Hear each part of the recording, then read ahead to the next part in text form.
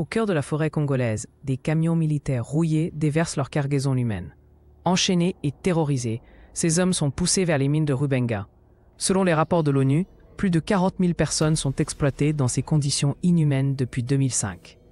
Les chaînes aux pieds symbolisent l'absence totale de liberté, tandis que la forêt dense cache ses crimes à la vue du monde. Les esclaves sont contraints de descendre dans des tunnels étroits, sans équipement de sécurité.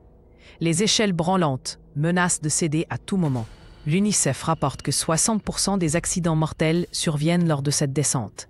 La faible lumière des lampes frontales révèle la terreur dans leurs yeux alors qu'ils s'enfoncent dans les profondeurs de la terre, vers un enfer quotidien. Sous la menace constante des armes, les esclaves extraient les diamants noirs à main nue. Les blessures aux mains sont fréquentes et les infections causent des amputations.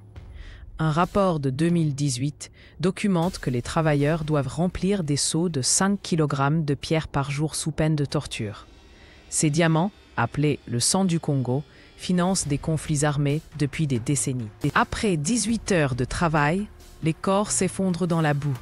L'eau contaminée provoque des épidémies de choléra. Selon Médecins sans frontières, l'espérance de vie dans ces mines ne dépasse pas 35 ans.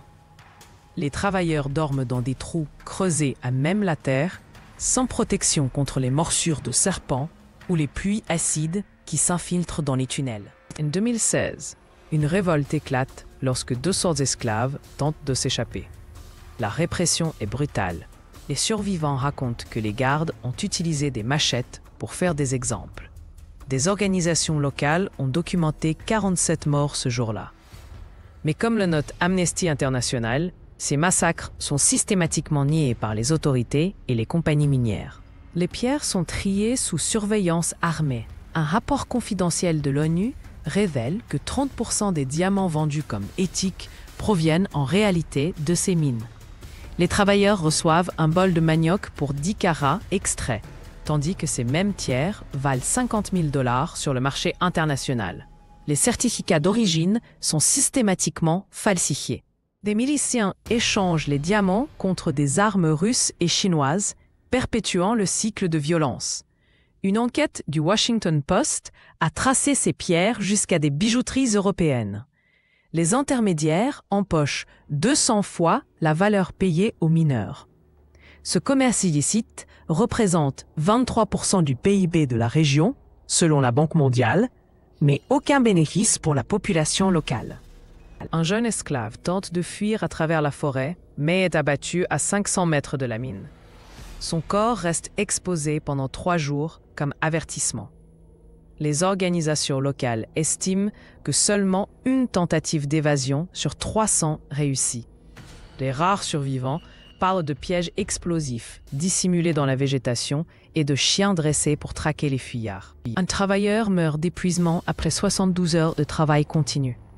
Son corps est jeté dans une fosse commune où reposent déjà 300 autres victimes. Comme le révèle un rapport de l'Université de Kinshasa, ces morts ne sont jamais enregistrés.